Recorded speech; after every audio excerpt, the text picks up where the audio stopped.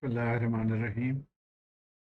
In this video, we'll be solving in chapter question 13.11, and this is from chapter 13.5 Ideal Transformers from the book of Mr. Alexander and Sadiku.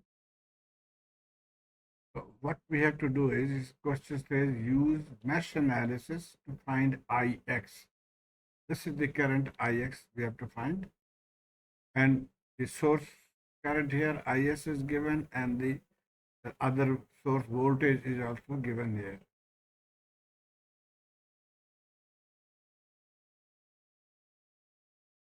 So the first thing we should do is to convert this into a phasor domain so we can easily solve this circuit. And as you know, for phasor we must have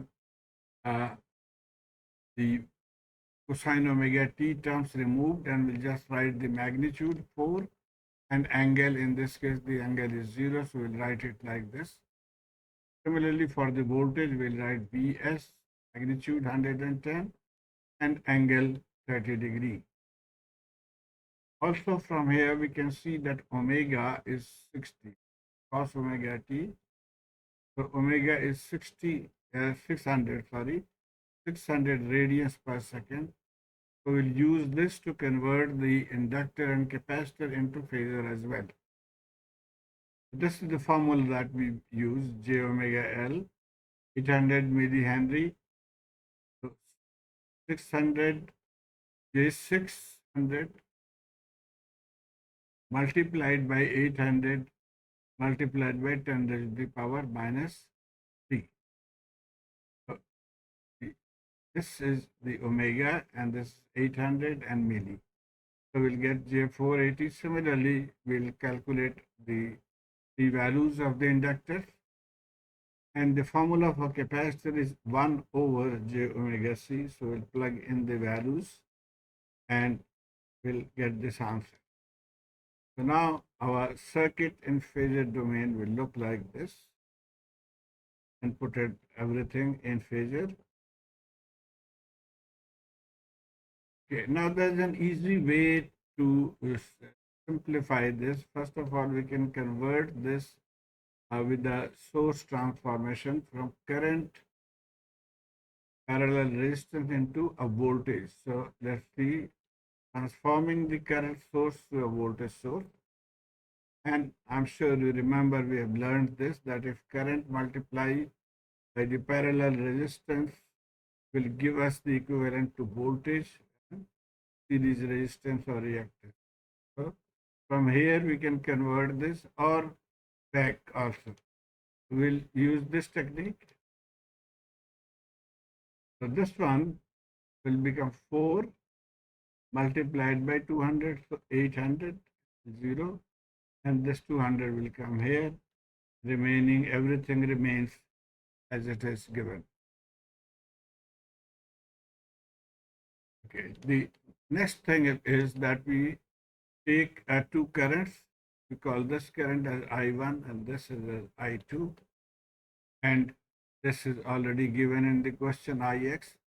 So based on the currents I1 and I2, we'll mark the polarities. Wherever the current touches first, that will be positive, the other end negative. So positive, negative, positive.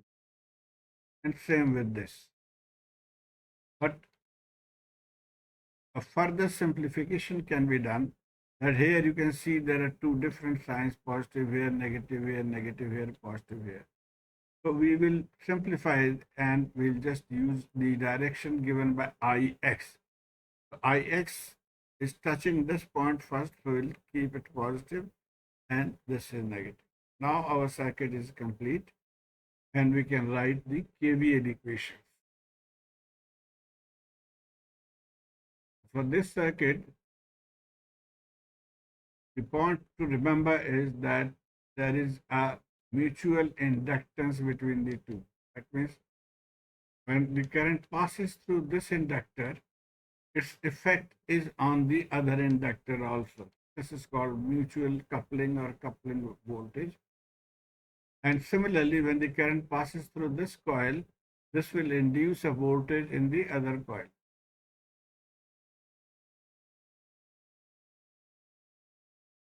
how do we represent the induced voltage?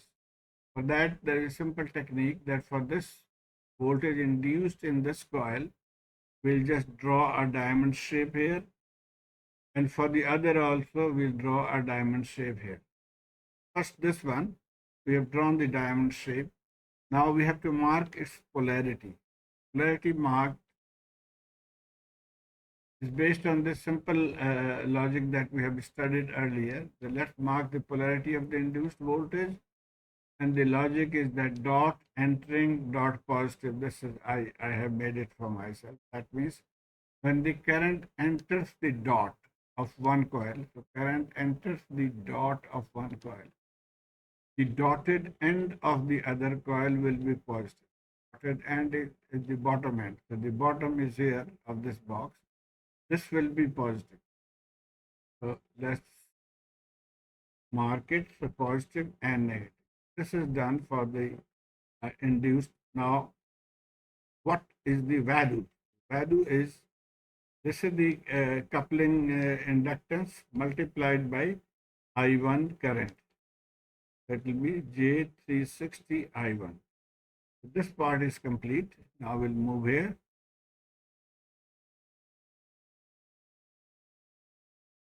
Okay, the current Ix will now induce a voltage in the coil. So we'll just draw a box here and mark the polarity accordingly. Note that Ix is entering the non-dotted terminal. Ix is entering the non-dotted terminal, therefore non-dotted terminal of this will be positive. Non-dotted terminal is on the right, therefore this one, the right will be positive. So the sign complete and the value remains the coupling 360 multiplied by the current Ix.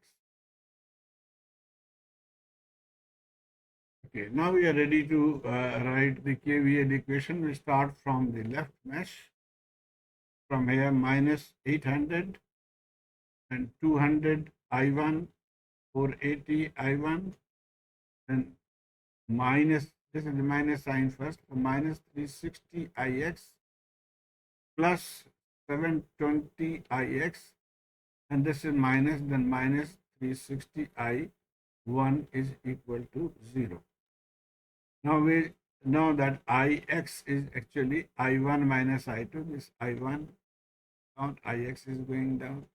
So it has to be I1 minus I2. We replace Ix's with I1 minus I2. Simplify and just rearrange the terms of I1 and I2. And finally, we will get this answer. This is our question number 1 we obtained from the left mesh. Now let's go to the right mesh. This we got from the left one. Right mesh also, we start from here and write the mesh equation. There is a positive 360I, then there is a negative sign, negative J720 Ix, and then this is minus J138.9 I2, 150 I2, 110 angle 30.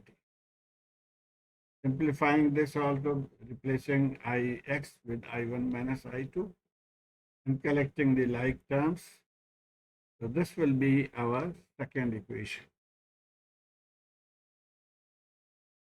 Now to find Ix, we needed one I1 and I2. So we have to find these from the given equations. These are the two equations that we can use to find the value of I1 and I2. Now the one method you can use is that you can find I2 from here, this equation, plug in the second one, and then find I1. This is tedious. So we'll follow a simple rule that we have learned, that is by using the matrix method. So we'll write the coefficients of all these. So this becomes our matrix, and we'll solve by the Cramer rule. Cramer rule says that I1 is delta 1 divided by delta, I2 is delta 2 divided by delta. If we have found I1, I2, we can find Ix, I1 minus I2.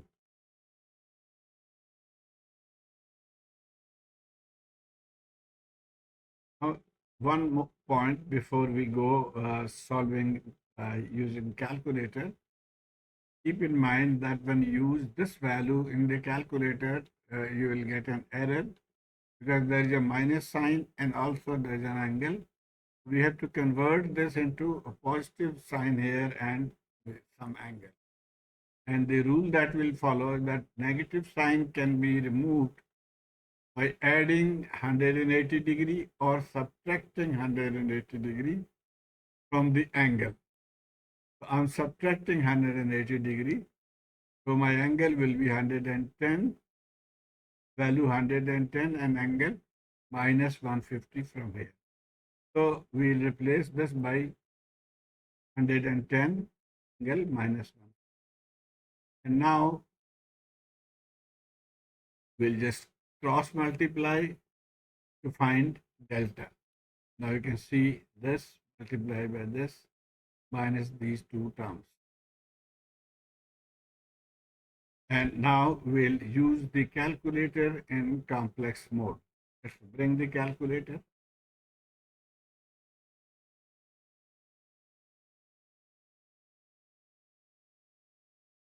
Press AC and go to mode 2 for complex 2. Now it is in complex mode.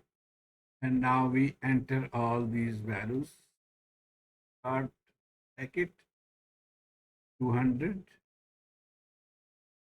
plus J 480. Now instead of J we write I 480 and this I. So the first term is complete. It closed. Next bracket 150 plus 581.1 581.11 instead of J we write I. Bracket close. So the first term we have entered. Now go to the second term. Negative bracket minus 360 I and bracket close. We could write again this one, or we can just put a square over it because same thing. So we just write a square. And now we press the equal sign to get the answer. Now this is in a fraction form. If we press SD, then it will be in neat form. And this is the real part, and the second one is the imaginary part. So let's see. We have written the real part and the imaginary part. And with that, we can also calculate the polar form, magnitude and angle. So let's go there.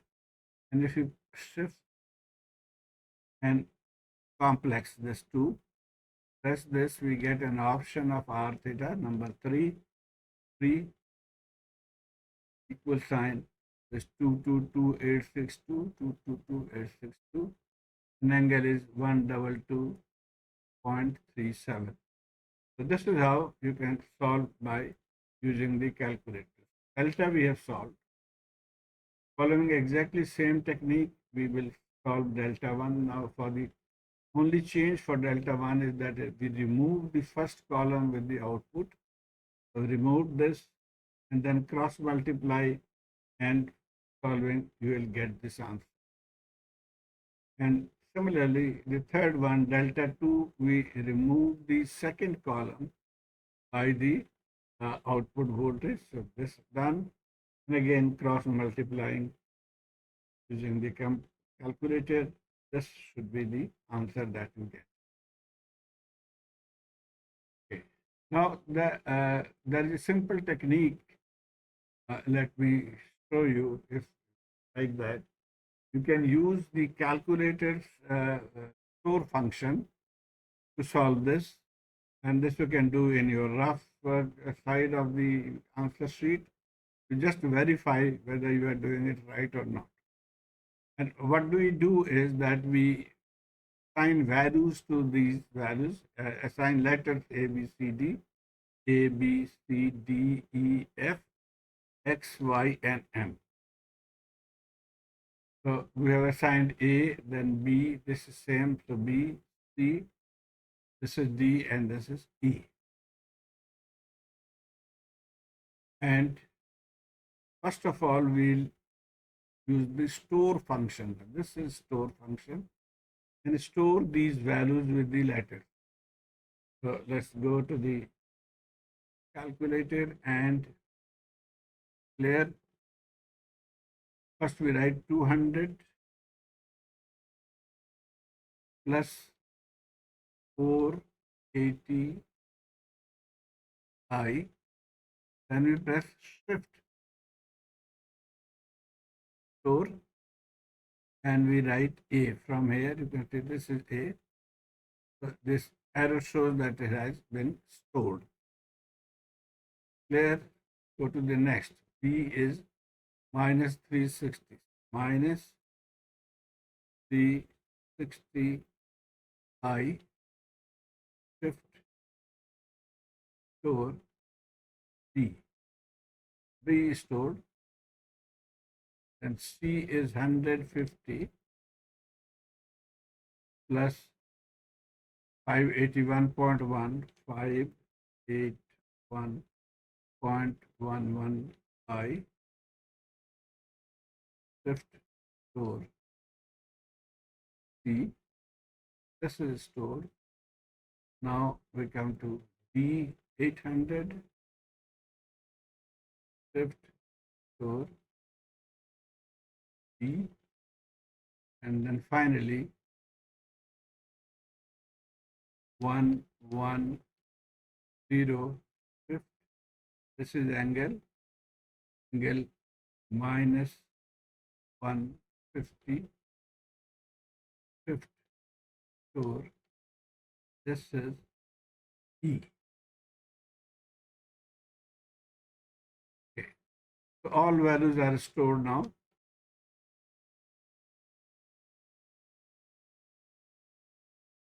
Now from here you can see this is delta. So instead of writing these values, we just write AC minus BB. And when we solve, we will get this answer, which we had got previously also, but this will look like easy. See that calculator, we just now to input these values, we have to use alpha, because you can see this red is showing that alpha is needed. So alpha A, alpha C minus BB, alpha B and square, equal sign. So this is the value, and we just put SD to remove the fraction. So you can see minus 119,332.8 plus J 188221. And we had already done that. If you press it shift complex 3, you get the polar form answer. So this is looks easier to me, and want you can follow. This is what we had done earlier. Instead of writing all these, we just write AC. Similarly, for delta 1 will be DC minus EB, DC minus EB, and you can input in the calculator, will get this answer. So you DC